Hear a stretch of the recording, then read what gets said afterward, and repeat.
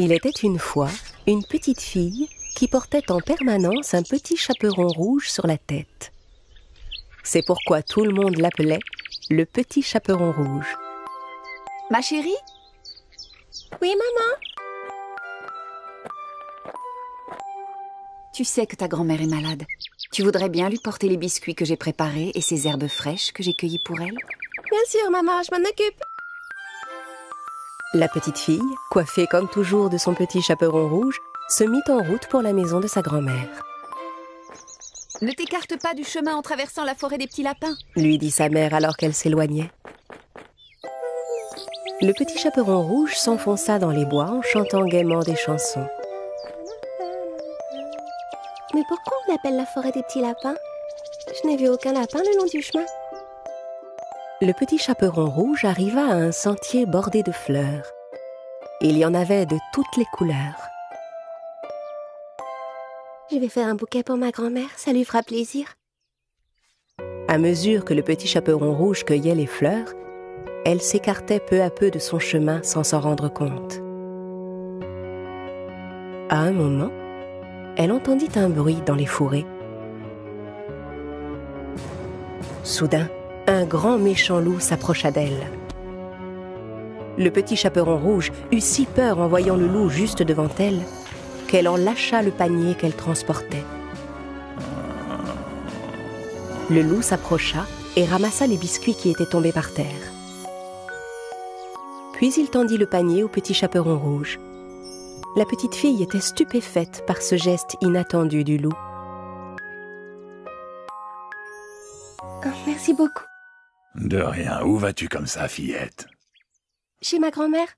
Elle habite tout au bout de la forêt, dans la petite maison jaune. Elle ne se sent pas bien, alors je lui apporte ses biscuits et des herbes. Ah, vraiment?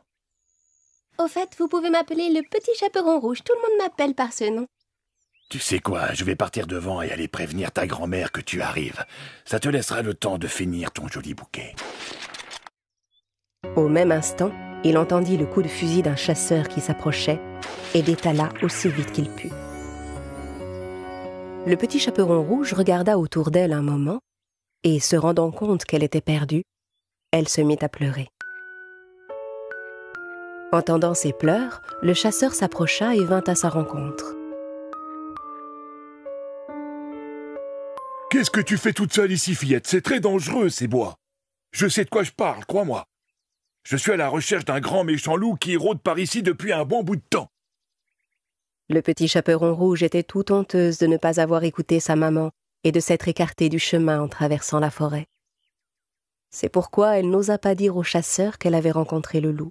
Oui, mais je voulais juste apporter des biscuits à ma grand-mère de l'autre côté de la forêt et je me suis perdue.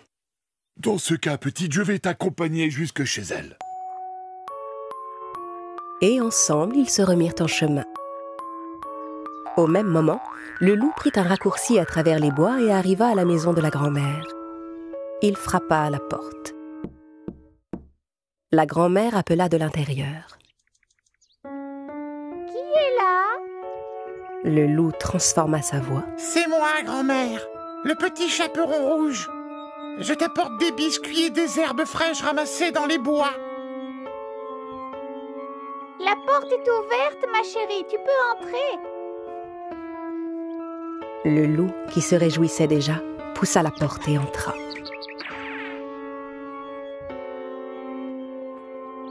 Quelques instants plus tard, le petit chaperon rouge et le chasseur arrivèrent à leur tour. « Maintenant, va, ma petite. Cours vite retrouver ta grand-mère à l'intérieur. » Le chasseur reprit sa route de son côté. Le petit chaperon rouge frappa à la porte et entendit sa grand-mère appeler de l'intérieur. Qui est là? C'est moi, grand-mère, le petit chaperon rouge. La porte est ouverte, ma chérie. Tu peux entrer. Le petit chaperon rouge hésita un petit instant. La voix qu'elle entendait lui semblait un peu différente de celle qu'elle connaissait. Puis elle se rappela que sa grand-mère était malade. Si grand-mère a une drôle de voix, c'est sûrement à cause de sa maladie. Le petit chaperon rouge poussa donc la porte et entra. Le loup était allongé dans le lit, déguisé en grand-mère. Comme il avait pris soin de tirer les rideaux, il faisait sombre dans la pièce. Avec son bonnet de nuit et ses lunettes, le petit chaperon rouge ne pouvait pas le reconnaître. Comme c'est gentil, ma chérie, de t'être donné la peine de faire tout ce chemin pour m'apporter de quoi manger. Viens par ici que je puisse te prendre dans mes bras. Allons, mon enfant, approche-toi un peu plus près. Le petit chaperon rouge déposa son panier par terre, mais n'osa pas s'approcher trop près du lit. Sa grand-mère lui paraissait vraiment changée. Grand-mère, pourquoi as-tu de si longs bras? C'est pour mieux pouvoir t'enlacer, mon enfant. Grand-mère, pourquoi as-tu de si grandes oreilles? Eh bien, c'est pour mieux t'entendre, mon enfant. Mais grand-mère, pourquoi as-tu de si gros yeux? Mais voyons, c'est pour mieux te voir, mon enfant. Dis grand-mère, pourquoi as-tu des dents pointues? Allons, ça va de soi, c'est pour mieux te manger, mon enfant. Le loup sauta hors du lit et se rua sur le petit chaperon rouge. La fillette comprit alors que ce n'était pas sa grand-mère qu'elle avait trouvée dans son lit, mais le grand méchant loup qu'elle avait rencontré en chemin. Heureusement, le chasseur entendit les cris du petit chaperon rouge.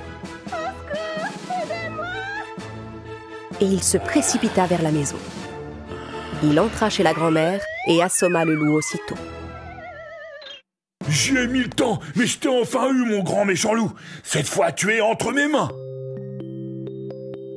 Le chasseur ouvrit le ventre de l'animal et délivra la grand-mère. Merci, monsieur le chasseur, vous nous avez sauvé la vie.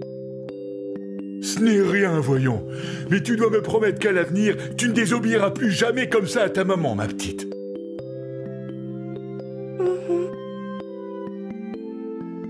La grand-mère, affamée, dévora tous les biscuits que sa petite fille lui avait apportés.